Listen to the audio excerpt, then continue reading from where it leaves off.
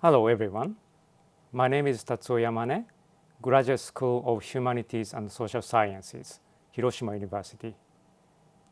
Today, I'd like to give you a lecture at the beginning of the series of Global Peace. So this series comprised of 8 times. First of all, I'd like to give you the history of sovereign state system, then global governance and international order since 1990s, 1, and then 2.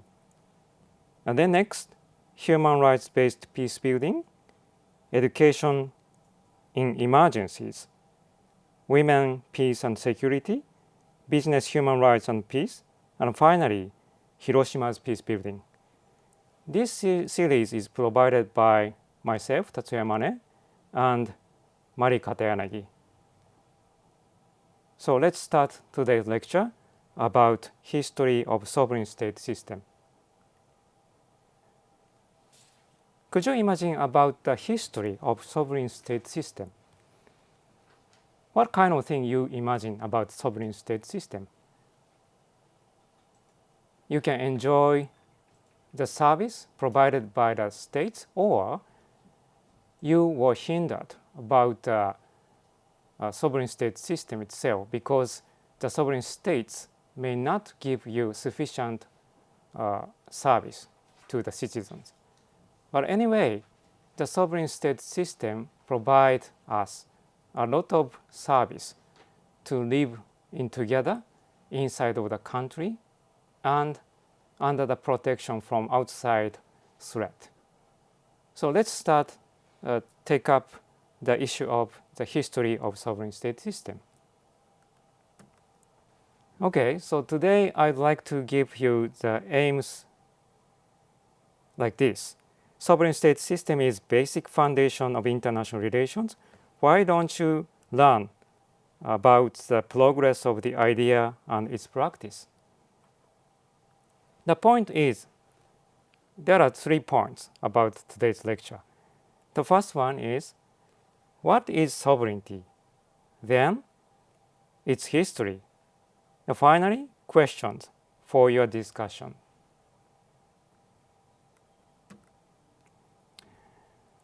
Basically, state is comprised by 3 components.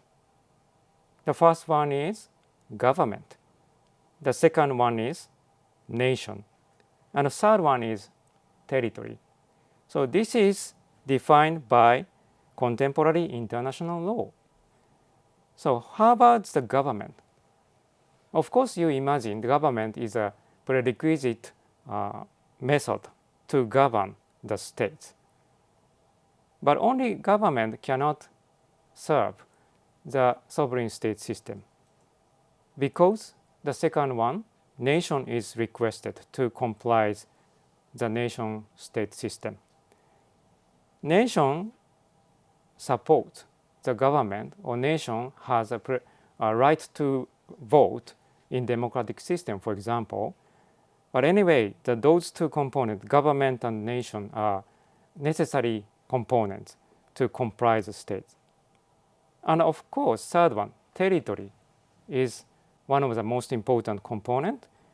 If the government and nation don't have territory to live in, this state cannot exist. Sovereign state system should be defined like this. The famous scholar defined like this. I read it.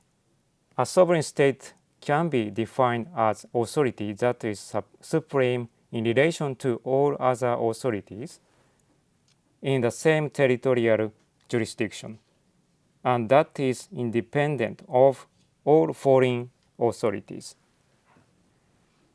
It's a very ambiguous, it's a very broad-based definition.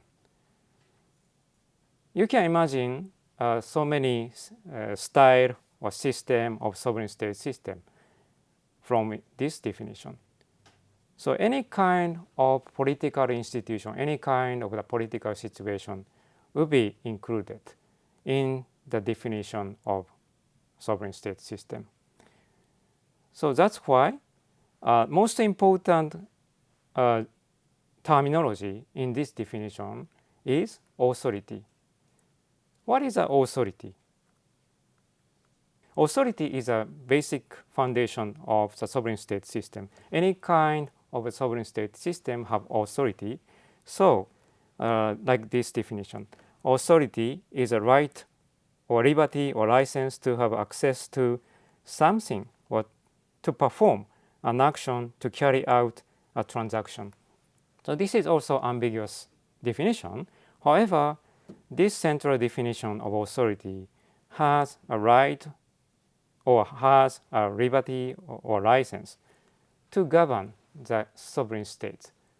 When the government give some service to the citizens, the authority need to make some regulation. In that sense, authority has a right or liberty to govern something.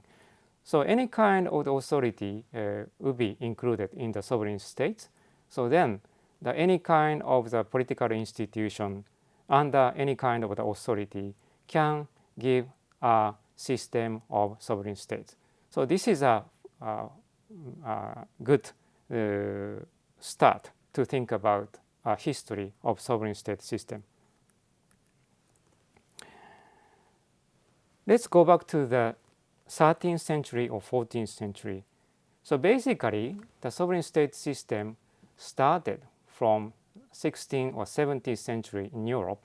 However, before that, what kind of the world exists in the system of the international relations?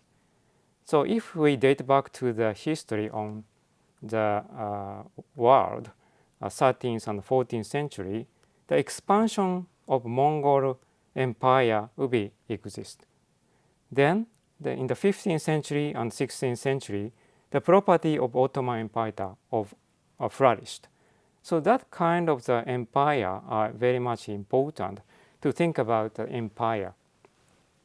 Because before creation of the sovereign state system, the empire are very much important component to designate the world system. So however, those empires are not same as the contemporary era, like a 20th century or 21st century's empire. It is not, it's different type of the empire in 13th and 14th century. Then 13th and 14th century, Mongolian Empire or Ottoman Empire tried to expand more and more worldwide. Then they try to expand their territory more and more, and then the capital also moved from the previous one to the new one. They expanded and expanded, and capital also changed and moved out from the original capital to a new capital. So then they don't need to designate the territory, limited territory, because it is going to expanding. So that's why at the front line of the territory, they need to govern with small capitals. So that's why this kind of the territorial empire don't need to think about the territory. So that's why they don't need to think about the nation. They don't need to think about the government itself, because government also going to be changed and move out from the original place to the new place. So that's why in this season, the 13th and 14th century is not correctly sorted out in the sovereign state system. Then, in the 15th century and the 16th century, the European people tried to move further, especially to think about expansion of religious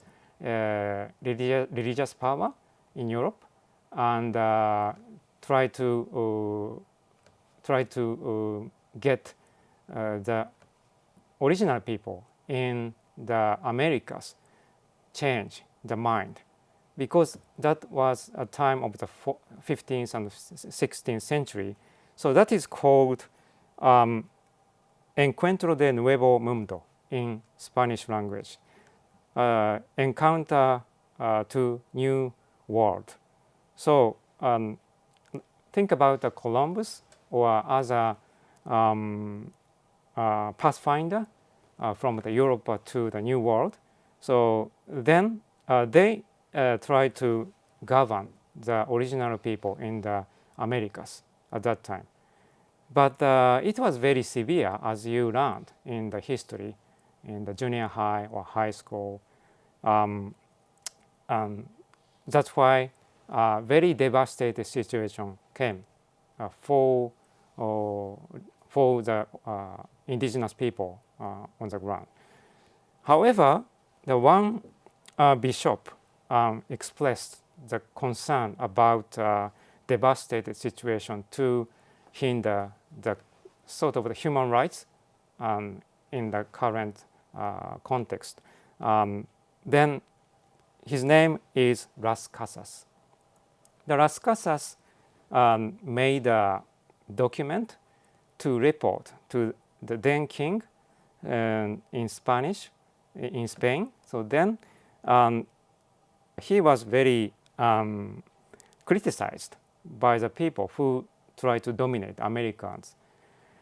However, the bishop tried to express more and more a sort of the human rights because he understood they are same human. So then this question arises: how do we believe when encountering others? So this is an important knowledge and wisdom in the 15th century's Las Casas remark. So that's why from that point, Europe tried to think about the otherness. So this is a part of the discussion of the creation of the sovereign state system, because sovereign state system, as I explained, there is a border, there is a nation, and there is a government to demarcate of each sovereign state.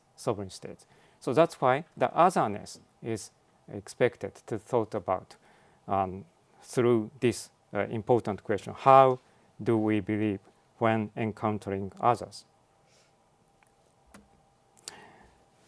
In the 17th century, in Europe, it happened 30 years war from 1618 to 1648. So this war dominated over the Europe. So then there were many casualties in 30 years. So first of all, France tried to shake hands with Spain because they have a same position to decree about Christianity, and they support to the Roman Empire, Roman Holy Empire. However, during the process of the war, the France tried to shake hands with the other countries like Sweden. Sweden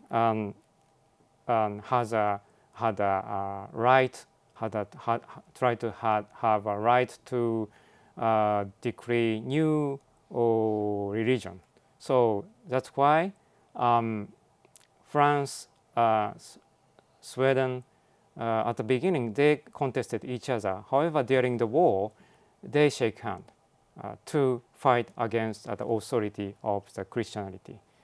So from that point, the 30 years war gave a characteristic to the monarchy, to the king.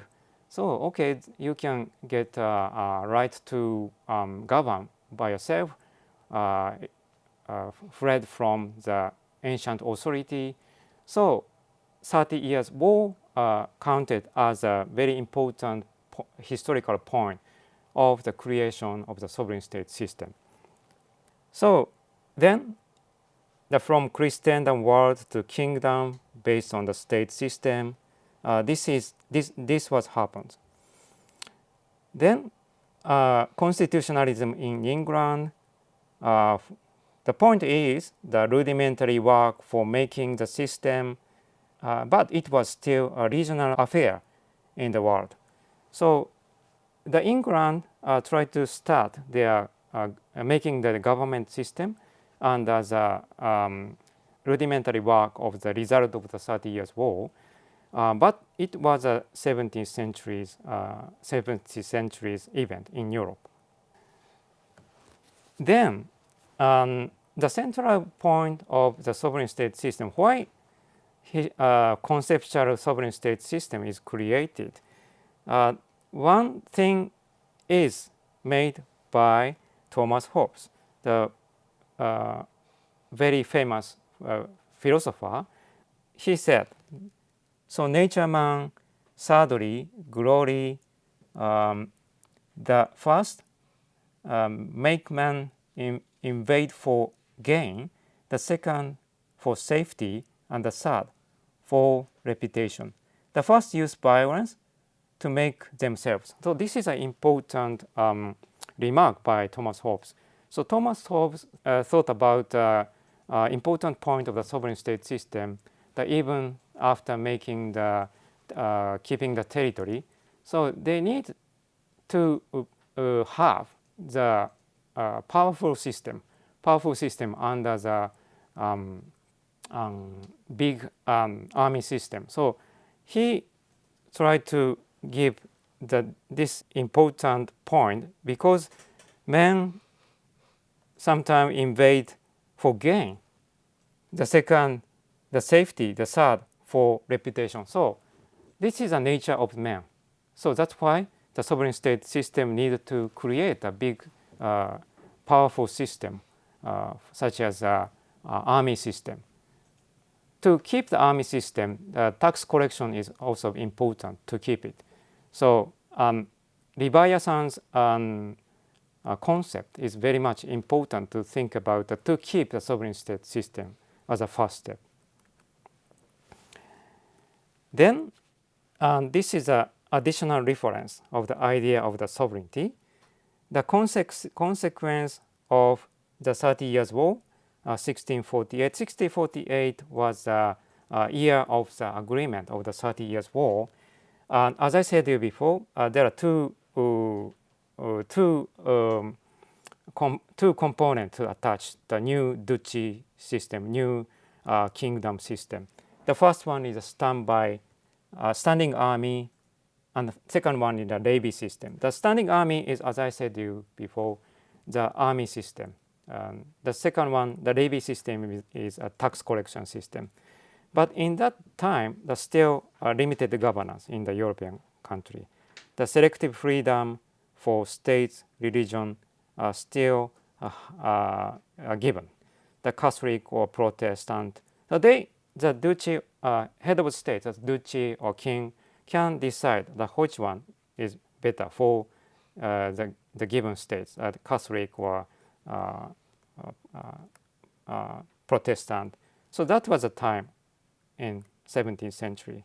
But anyway, this is a rudimentary point of creation of the sovereign state system. In 18th century, the evolution of civil society happens independent of America, French Revolution, Enlightenment, wars by mercenary, Industrial Revolution in British and its expansion to the world. So in 18th century, the civil component included in creation of the sovereign state system. In still 16th or 17th century, in part of the Europe, they have just only the authority system operated by the king or duchy. However, in 18th century or 19th century, the citizens try to make a power to control the sovereign state system. So this is one component of the history. In the 19th century, the repercussion of the ancient regime happens. In the former part of the 19th century, as you know, Napoleonic War happened. Then Napoleon exiled by the ancient power in Europe. So then the first part of the 19th century ancient regime to keep a powerful system in the sovereignty, not to consider more about the citizen power. So that is the first part of the 19th century. And the expansion of the Western world under the imperialism, colonialism, and international wars by professional soldiers followed the first part of the 19th century, and it's going expanding the power worldwide over the border. So then the transformation from regional European order to wider globalized order happens. There is a background of the industrialization. There was waves of industrialization. First, from British. British had the cotton, coal, iron, and innovated steam power to mobilize their power from inside territory to outside countries to expand their power with the industrialization. The second, Germany and Americas followed the British ones. And the chemicals, pharmaceuticals, electronics, and the advanced engines. So those components are utilized by Germany and Americas to mobilize their power under the industrialization. Then the 20th century. So expansionism, total war, modernization of war, world war, nationalism worldwide going to happen. So you can imagine World War I happens and then World War II happens. So many casualties happen in the 20th century's two big world wars. So then this world war, of course, based on the sovereign state system. However, in the sovereign state system with a big modernized, powerful weapons and the tactics. So then modernization of war happens. So finally, nationalism instigated to make the citizens go outside to fight against the enemy. Then finally, those are the chronology for your information from 17th century, as I said before, from the 30 Years' War. Then 18th century's event.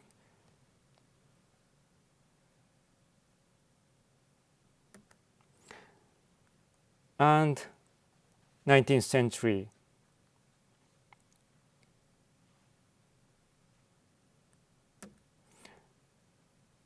Finally, 20th century.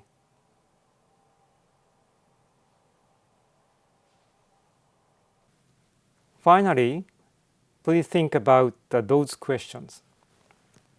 Why do you stay in sovereign state system? What is original idea that we follow in the international relations? How does the system protect us and regulate us? Can trans-border actors move around over the system? Please think about those questions from the point of view of the history of sovereign state system. So those are the wrap-ups component. Empires before 17th century, 30 Years' War at the beginning of the concept of the sovereign state system. Then industrialization, imperialism, nationalism. And then this discussion is continued to think about international order. Those are the further reading about the history of international relations and the sovereign state system.